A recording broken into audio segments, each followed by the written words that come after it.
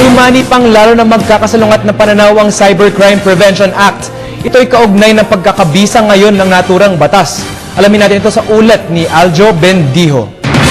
Para kay Dr. Estela Manalo na may advokasyang nagsusulong ng karapatan ng mga kabataan sa bansa, marapat lamang na gumawa ng isang batas ang Kongreso na naglalayong paigtingin pa ang kampanya hindi lamang laban sa pornografiya at ilang pang mga sexual na pang-abuso sa mga kabataan sa cyberspace, kundi ang paninira ng puri sa isang tao, lalo na ang pag-upload ng mga obscene private videos sa internet tulad ng nangyari sa ilang mga kilalang mga artista.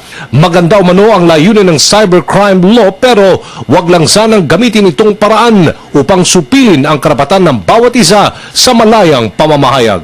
Well, medyo delikado yan kasi sinasabi ko it's a double-edged sword kasi kailangan you have to define whether it's an expression of opinion or talagang paninira. Kasi nga, yun na ano din ng cyberspace, madaling magsira ng reputasyon ng kahit sino. But then, kailangan you draw the line, is this freedom of expression or paninirang puri? Nitong huli lamang pinasinungalingan ni Senador Tito Soto III na sinadya niyang isingit ang libel clause sa cybercrime law. Buwan raw kasi ng Hunyo nang ito'y naprubahan sa bicameral conference ng Kongreso at Setyembre nang siya inatake ng tinatawag na cyberbullying sa internet.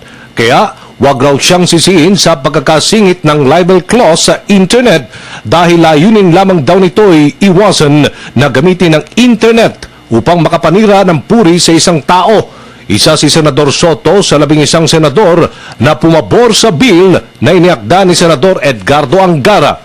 Nakauma ngayon ang 6 na petisyon para maglabas ng temporary restraining order ang Korte Suprema na nakasentro sa sections 4, 5 at 6 na umunoy unconstitutional due to vagueness o ang pagkakalabo ng batas na umunoy sumisikil na sa constitutional rights to due process, speech, expression, free press at academic freedom.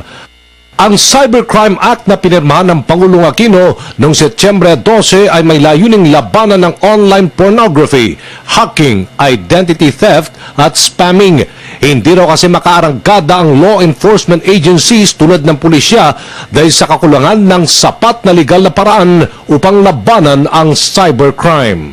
Hacking, cyber pornography, human trafficking, and as I have said earlier, we have solved these cases via our Anti-Transnational Crime Cybercrime Division, and the signing of the law now is a welcoming thing for the. It only intensifies the existing. Yes, it intensifies.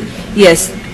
Mas makakatulong siya sa atin, mas malaking bagay siya dahil ngayon kung merong lalapit sa atin na may mga concerns about acts na nangyari sa internet, is kaya na natin ngayon gamitin yung cybercrime law para imbestigahan kung ano man yun.